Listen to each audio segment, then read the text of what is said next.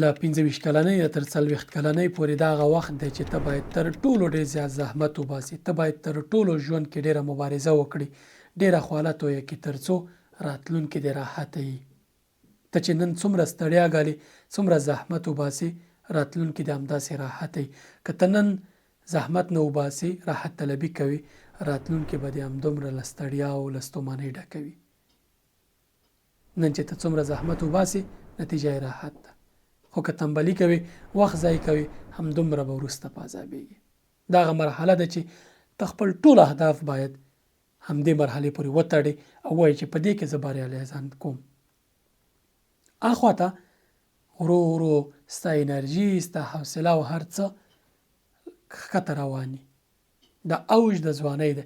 په دې وخت کې هر هغه ارمانونه چې ته لرې، اهداف لرې، پوره کېدای شي. ستړیا وګاله نن چې سبا دې راحت دي.